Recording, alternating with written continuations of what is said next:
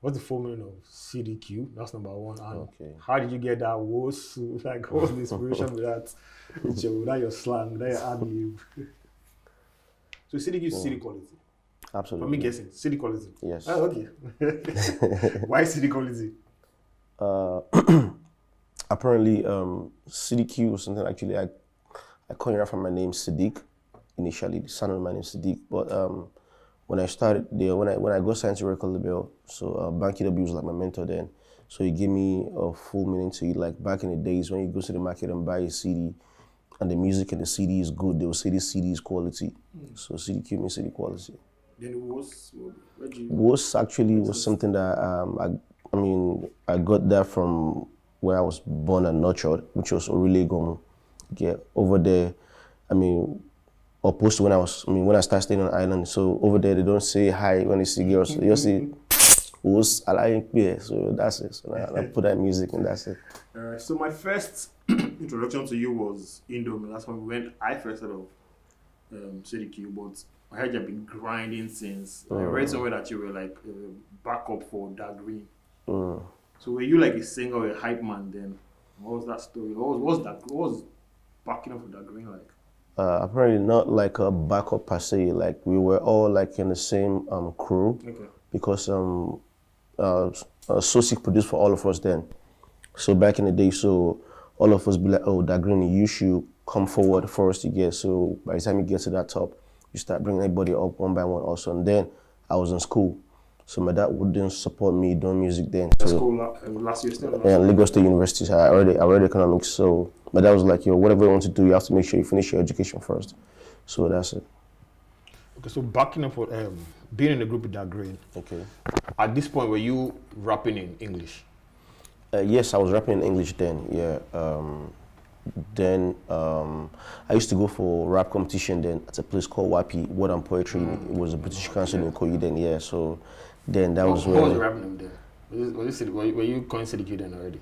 Then it was Siddiq then, yeah. So that was where me and MI, Ice Springs, Victor, we got to know each other then. So then along the line, Da Green be like, yo, guy, you have nice tone and nice delivery. And I just thought about like, there's something we call Ile Latin Kesharu in Yoruba, like charity begins at home. Yeah. That why not just build your fan base from your hood first, and then from like when you rap in your dialects, which is Yoruba, like we have more of I don't know if I should use the word, more of the unskilled people than the skilled people out here. So you said I think that one actually doesn't like fetch me fans quickly than doing it in English, because no matter how much you want to rap in English, you can't say you want to beat someone like a Jay-Z or 50 Cent. That's their culture. So you can't rap better than them in English. And then you say as time goes on, then you can now start switching it up. So I imbibed that idea and it started working for me. That's it. Was that when you like made the switch? So did you notice a shift in your fan base when you were doing that? Yeah, actually the thing is, when I rap in Yoruba, even I still have Hausa, I have Igbo fan base. I mean, because the thing is, I actually I rap in Yoruba, but with more like a Western style. You get, so people, even if you don't understand Yoruba, you'll be like, oh, this guy is hitting it hard. Like, I mean, it's dope. So that's it. So you'll be able to tell. We can definitely hear the buzz. Yeah, that's how it is. So when did that link up with? Because your story is not complete without Mastercraft. Okay. So when that link up with Mastercraft happened, yeah. Mastercraft was someone that, okay, when I was 7, when I was in Sokoto 7 during my NYC, so I came back to Lagos and I went to a studio at Ikeja. I just went inside because I knew like there's a studio there. I think that's where Whiskey used to record then. Whiskey and all these Kenny's music artists, so in Ikeja, and I just walked in with my demo. And I think I first saw SARS. And I said, bros, I want to make inquiry how to record here and everything. He said, make I go meet another producer, wait there for the next room. So that was how I met Mastercraft.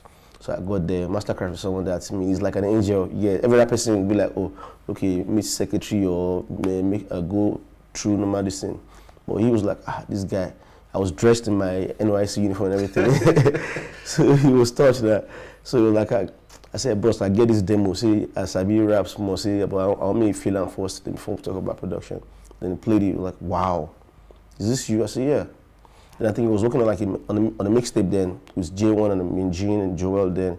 So it was like, can't drop like 8 bars on this thing. So I dropped it. When I dropped, I think when you go back home at Ajao, Kenny's music studio, he played it back. I can listen to you like, who's this guy? Draw him close and everything. So that's how we started keeping in touch and everything. Sometimes I'll just go, I'll buy gifts, and I'll go give to Mastercraft, I'll buy flour, I'll buy clothes, buy wrap, all these things. So I give it to him. Then 2012, 2013, 2012, late 2012. So there was this competition going on Oriental Hotel called Industry Nights, one mic, yeah. So it was like a rap competition. So I think I got there. I talked to Matthew Hayden and bros, can I just get chance? And this is like, I know, say, please don't fool already. So I stood behind the pillar. I was just watching them rapping. You know this, I just go back, boys rapping in English and everything. I just shaking my head. So Mastercraft now saw me. He now told Matthew that they should give me a chance to just go on stage. So that's how I went on stage. Shut it down. Shut it down. And Jespino was the one playing there, and he left the turntable, came to carry me on the stage, and everything, everything scattered. So that was a Mastercraft. Like, yo, I think it's about time we start working together. So that's how everything started. Yeah. So link up with Mastercraft. 2015 comes. You drop one of the biggest songs that year. What was that creative process like for both of you? Like, I just want to know, like, who came up with the idea? Did you have the idea in your head? What was that day? What was the creative process like? Yeah, apparently, normal CDQ, normal me wouldn't do a song like an Indomie in the beginning, because when I came out, my first single was titled Business, 2013. That was when I first got signed to a record label called General Record. Yeah. So I did that song Business. I was more like a hip hop head. I rap in Yoruba, but more like hip hop head back then. So then along the line, I think I went for a party at Nyanya's house. There was when Olamide saw me. He just jumped on my back like, I be your biggest fan. This, that. So more link up and everything. So it was on an island. It was Oriental Hotel. Yeah, he now called me like, yo, bro, how far the island? Where you did show now? So I went to meet him at the hotel. So I told Mastercraft we should go together. So whenever we're going, I was going to like mobile studio. So we were at the hotel just chilling and everything. Then everybody don't mess a boo, so we don't order for Indomie. We did spicy with the chop and everything. So Indomie was inspired by Indomie. Yeah. So we just at the hotel, just chilling, eating Indomie and everything. And then we started hitting the table with spoon and fork, like, Emma Gijo. So that's how we came about the song. Serious? And we're watching Africa. I mean, I like African Magic a lot, so I watch African Magic. So I saw one scene like where somebody rubbed something in his eye and they started singing bad things. That's how I came about the first line. Anyway, Julia Rumba. Yeah. Nice. Then there was a girl in the room there that has this beautiful African thing behind her and everything. Mami kile point, me kukumba. And Masterclass was hitting the beat, was hitting my like shout out to Sonny Wiki. So you guys, you don't enter studio, but then we did everything right there.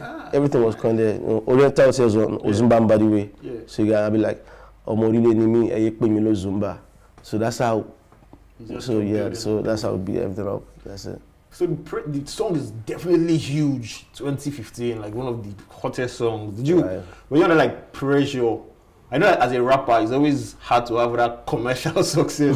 So were you under pressure to create another Indomie track? To create another track that just felt like I'm here now. I have to. I never got pressurized on doing another hit song or something. I still stick back to my hip hop. I was still doing my hip hop then. So I think it was still that same first song that I dropped. Yeah.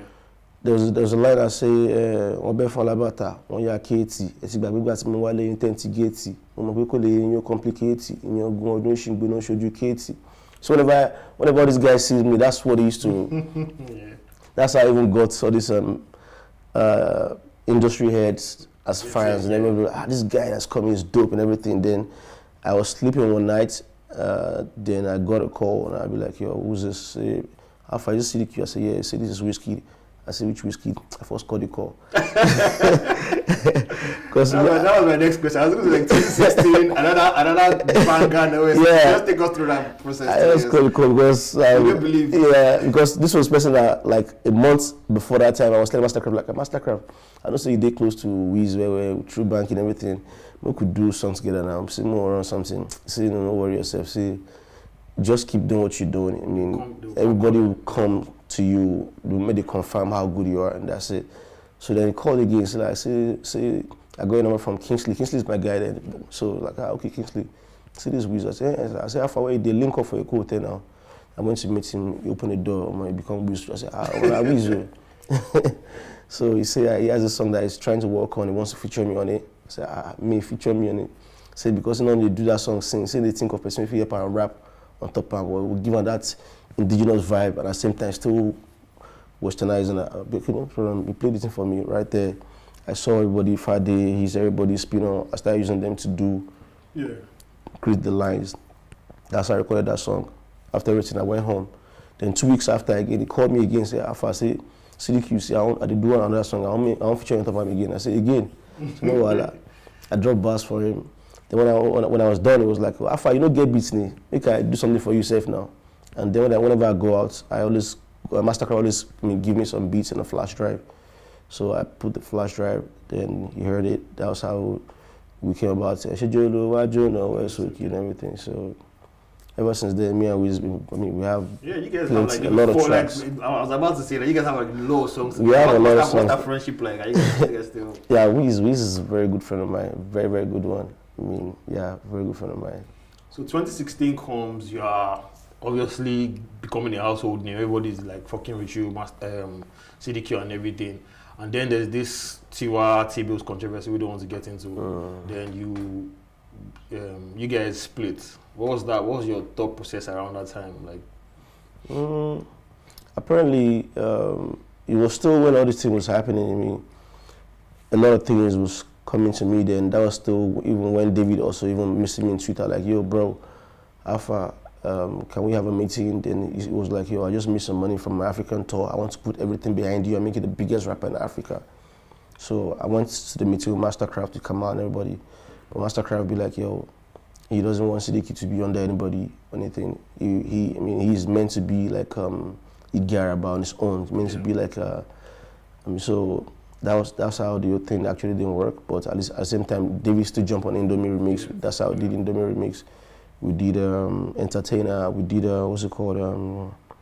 Walike or Funny. We did a lot of stuff. Me and David became very good friends. Then also that same time was when TBU saw me. It was like, guy, I mean, I messed your style. Can we start working together? Like, I want to manage you. I said, no, wala. So we're doing the thing. I mean, then when the whole thing actually happened between him and his women, so, and I'd be like, I mean, I was stuck because he was the one managing me. I couldn't do anything. Yeah, so, I mean, I stayed for like a few months and everything. I'd be like, yo, I need to move on. Yeah, so that's it. Not like anything. But me and TB were still very good friends right now. So, yeah. So let's come to the convo that rap heads always have. Indigenous and real hip-hop in quotes. What's your take on that? There's nothing like indigenous and real hip-hop. You get hip-hop is hip-hop. Rap is rap. You get, I mean, when I was coming up, I listened to people that they don't even speak Yoruba, people that don't even speak English. I listened to Matt that raps in French. I listened to a lot of people, different people. Yeah, so left to me, I don't see, I mean, music is not even about what you're actually saying. It's not about what you're actually talking. Sometimes about the sound, you get. And how it makes you feel. Yeah. Sometimes if you listen to some kind of South African music, you know, you won't say this is indigenous South African soul music. You say this is soul music. True. You get. So that's the way it is. Okay, another thing I've noticed, because when I did this, I started to go and research you obviously a bit. Obviously, you're like more vocal about like happenings in your society. And is there a reason why? Like your Twitter, you're always like criticizing, shouting at the government. Is there like a reason why you become that? My voice has to be heard now because I have this big platform. Yeah, the thing is, I mean, considering where I came from, you get, I wasn't born silver spoon. I was born in a slum. I mean, someone at the top there can't tell me nothing because you mean I've been there. before I got to the stage, you get. So not like someone that was born with rich distance. So I know sometimes I put myself in the shoe of people that are actually living in that position that I left. Yeah. So I could feel what they feel sometimes, and I'd be like, yo, I mean, before I left Nigeria last month, egg now 15 naira. Now I came back, egg now 120. Before I left Nigeria, I mean, diesel was like 165. Now it's 8 something. Like, yo, and yet the minimum wage still remain 30-something thousand naira, less than $100. And I'd be like, this is whining now. It's not fair. So I mean, I know they don't have the voice. They can't say whatever they want to say from now to tomorrow.